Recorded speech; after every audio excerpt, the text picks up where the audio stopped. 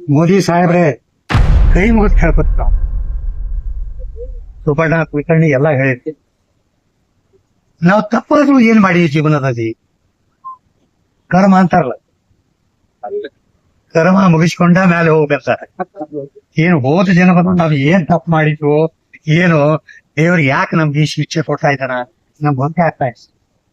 ಆದ್ರೂ ಕೂಡ ನಾವು ಎದಕ್ ಹೋರಾಡ್ತಾ ಇದ್ದೀವಿ, ನಮ್ಮ ಕರ್ಮವನ್ನು ಮುಗಿಸೋಣ, ಮುಂಬರುವ ಪೀಳಿಗೆಗೆ ಅನುಕೂಲ ಮಾಡಿಕೊಡೋದಕ್ಕೆ ನಾವು ಈ ಹೋರಾಟ ಮಾಡ್ತಾ ಇರೋದು.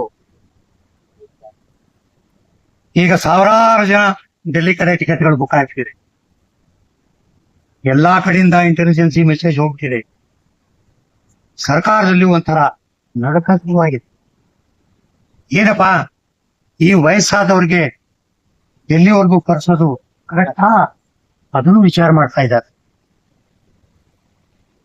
ಅದು ಅವ್ರಿಗೆ ಬಿಟ್ಟು ಇವತ್ತೇ ಹೇಳ್ರಿ ನಾಳೆ ನಮ್ ಜನರಿಗೆ ನಮಗೆ ಹೇಳಿ ಸಾಕಾಗಿ ಹೋಗ್ತೀವಿ. ಸ್ವಲ್ಪ ಈ ಕಡೆ ನಮ್ ಜನರು ನಮಗೆ ಒಪ್ಪೋದು ಇಲ್ಲ. ಲೆಟರ್ ಕೊಟ್ಟರು ಮಾಡ್ತೀವಂತ ಹೇಳಿದ್ರು, ಆದ್ರೂ ಅವ್ರು ಏನೂ ಮಾಡ್ತಾ ಇದ್ರು. ಇವತ್ತಿನ ಬೆಳಗಿನ ದಿವಸ ಲೇಟೆಸ್ಟ್ ಡೆವಲಪ್ಮೆಂಟ್.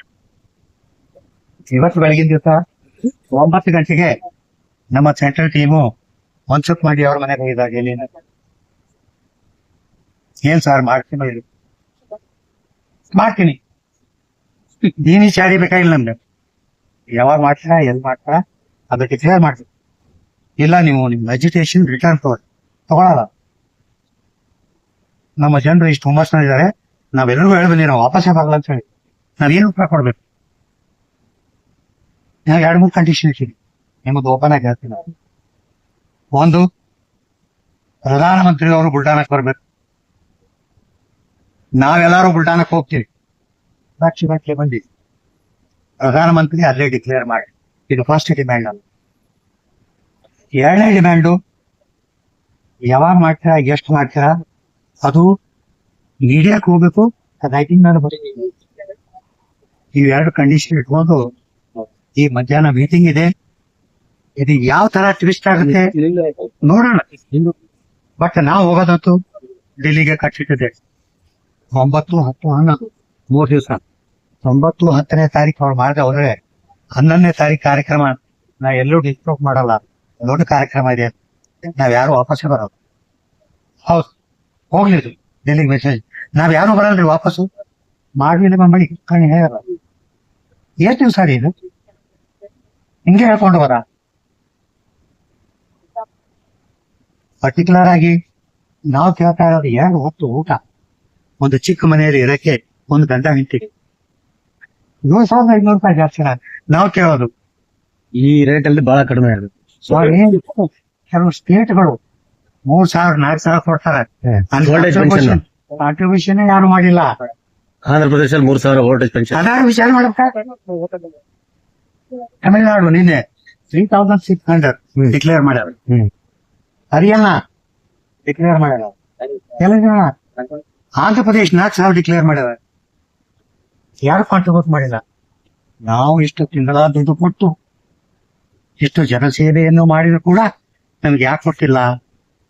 ಮೋದಿ ಸಾಹೇಬ್ರೆ ಕೈ ಮುಗಿದ್ ಕೇಳ್ಕೊತ ನಾವು ನಿಮ್ ಕೆಲಸ ಮಾಡ್ತಾ ಇಲ್ಲ ಅಂತ ಹೇಳ್ತಿಲ್ಲ. ನಾವು ಸ್ಟ್ರಕ್ಚರಲ್ ಡೆವಲಪ್ಮೆಂಟ್ ಮಾಡ್ತಾ ಇದ್ದೀರಾ, ನಾವು ಮಾಡಿದವರನ್ನು ಶೇರ್ ಮಾಡ್ರಿ. ಈ ಭಾರತವನ್ನು ಏಳಿಗೆ ಮಾಡಿದಕ್ಕಂತ ಸೀನಿಯರ್ ಸಿಟಿಜನ್ ತಪ್ಪೇನ್ ಮಾಡಿಲ್ಲ.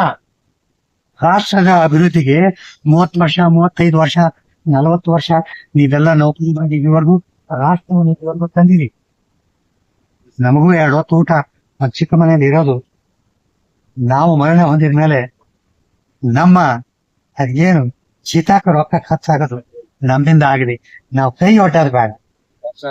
ದೇವ್ರೆ ಆ ಬುದ್ಧಿ ಕೊಡಬ ಅವ್ರಿಗೆ ಆಗತ್ತಿದಿಂದ ನಮ್ ಕೆಲಸ ಮಾಡ್ಕೊಡು.